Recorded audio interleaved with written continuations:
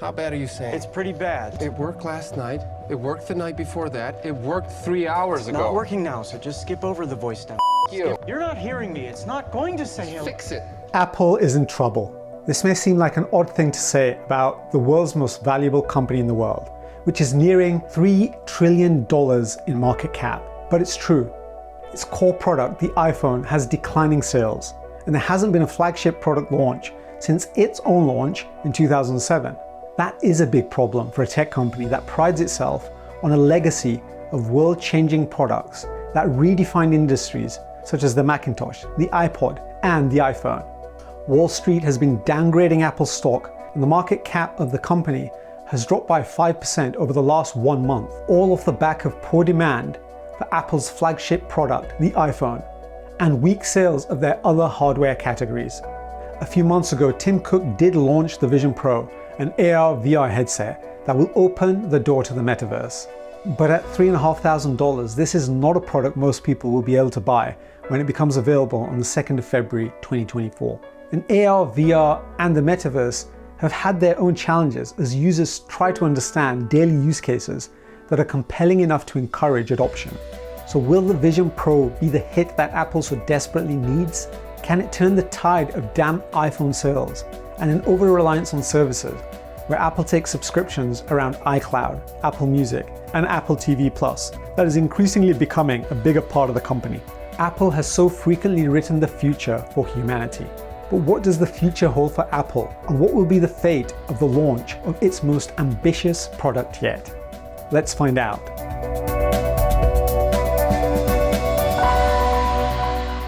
From what we have seen so far, it's clear that Apple has created what looks like a great product.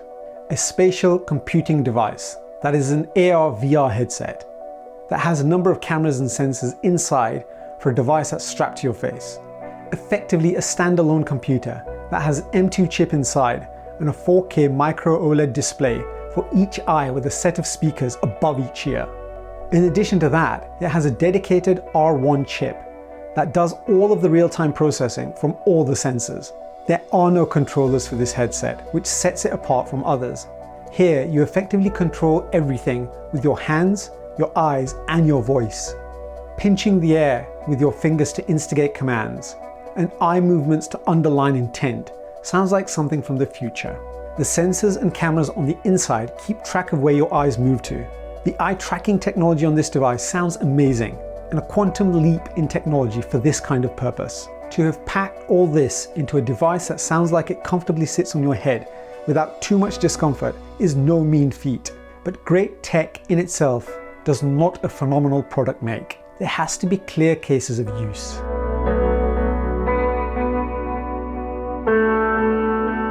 The first thing most people would think about when thinking about the Vision Pro headset is applications of an AR/VR nature, perhaps tied to the metaverse. After all, we've seen the company Meta pave the way for this industry, and they have thrown their weight behind it, evidenced by the fact that Zuck renamed his company from Facebook to Meta in 2021. Augmented reality and virtual reality do present compelling cases as transformative technologies with diverse applications across various industries.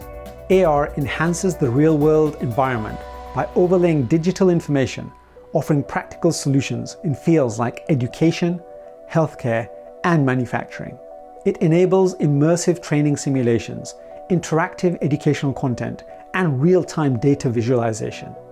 On the other hand, VR creates entirely simulated environments, proving invaluable in sectors such as gaming, architecture, and therapy. VR fosters experiential learning, facilitates virtual collaboration, and provides therapeutic interventions for mental health. Together, AR and VR offer unparalleled opportunities for innovation, efficiency improvement, and enhanced user experiences, ushering in a new era of interactive and immersive technology. The case for the metaverse lies in its potential to redefine how we engage with digital spaces, socialize, and conduct business. It envisions a shared immersive online universe where users can seamlessly interact with each other and digital content. The metaverse holds promise for enhanced virtual experiences, collaborative work environments, and novel forms of entertainment. As a converging space of augmented reality, virtual reality, and the internet, the metaverse has the capacity to revolutionize communication, e-commerce, and entertainment, providing a dynamic and interconnected digital realm for users worldwide. But despite the promising potential of AR/VR and the metaverse, several challenges persist. Issues such as high hardware costs, limited accessibility, and the need for advanced technical skills hinder widespread adoption. Additionally, concerns regarding privacy, data security, and ethical considerations in immersive experiences pose significant challenges. The development of standardized protocols and interoperability is crucial to ensure seamless integration across platforms. Furthermore, the potential for virtual environments to exacerbate existing societal inequalities and the risk of creating insular digital echo chambers raises ethical questions. Striking a balance between innovation and addressing these concerns is essential for the responsible and inclusive development of AR/VR technologies and the metaverse.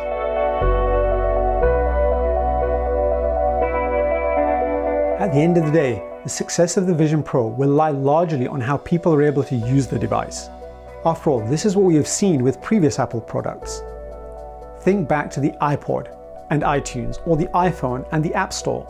The experience Apple is able to cultivate around the Vision Pro will be what unlocks the device.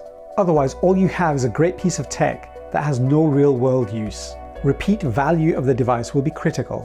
Technology products are only impactful if we return to them very, very frequently. This is what has defined society over the last decade. Think about it. We look at our phones hundreds of times a day, from morning to night. We can't put our phones down. We go to our favorite social media apps all the time. Big tech want consumer addiction to their products. This is what validates the success of their products. If you only pick up your Vision Pro headset occasionally, then that's a problem. The Vision Pro is at the moment tethered through virtue of the power pack. This doesn't enable it to be massively mobile given the battery life and the weight of the device itself, which will no doubt weigh you down after prolonged use. And this is a natural obstacle to sustained, repeatable use of the device. No doubt, Apple will improve on this with a lighter and more accessible device in the future, but the Vision Pro can be a redefining tool to facilitate consumption of content and media. Think movies and TV shows, where you get the full cinema experience in the comfort of your own home. That seems quite compelling, but this will require access to a library of content, classics, as well as exclusive content that people know is only available on the Vision Pro. Leveraging off people's loyalties with media they already consume by making it exclusive to the Vision Pro is one way to encourage greater adoption. But is it an investment enough people will be willing to make?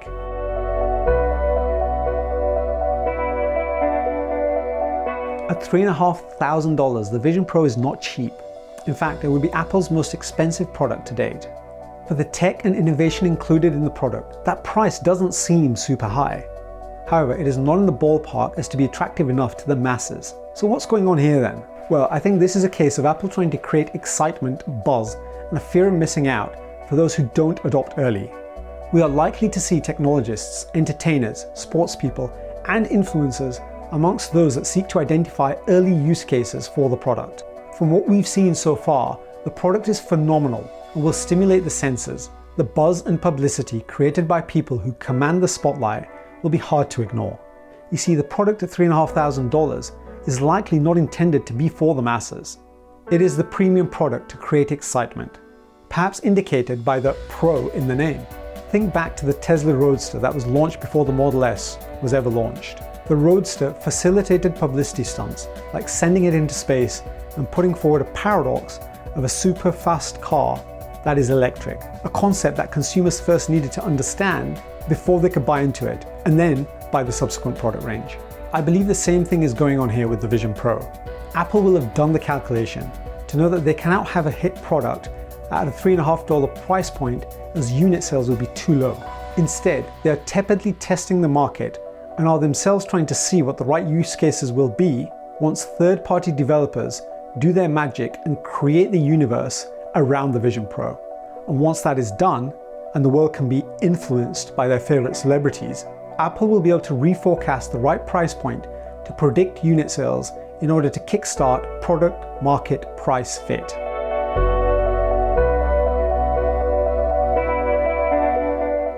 Tim Cook is not to be underestimated. After all, he's been wildly successful throughout his career in Silicon Valley, and his rise to the top at Apple and hand selection by Steve Jobs himself talks to the caliber of the man. But there are serious questions to be answered about the merits of placing your bets on an AR/VR headset that, yes, enables productivity, but also tries to unlock the metaverse where others, such as Meta, have so far failed. It's a brave move to bet against Apple given how they have transformed the future in the past, but at a price point of $3,500, the Vision Pro is clearly for the early adopters. Will the buzz and excitement created by that cohort trickle down to the masses, supporting the case for a more accessible version of the product? Only time will tell, but what is clear is that the ecosystem that Apple builds around the Vision Pro will be absolutely critical to the success of the product. Just like developers were invited to build for the iPhone through the App Store, so that there is more than just a blank phone when consumers buy, developers are currently trying to carve out the future for how users will use and interact with the Vision Pro. If the right ecosystem of apps and content can be developed and licensed to the Vision Pro, and Apple can excite people's curiosity of what is possible, then the Vision Pro could be unstoppable. But a false start on the environment for the Vision Pro could kill the product before it even has the chance to take off. To watch my video on how Apple makes money from you, or why I believe Apple is no longer a tech company, click the link above or see the videos in the description box below. Thanks for watching.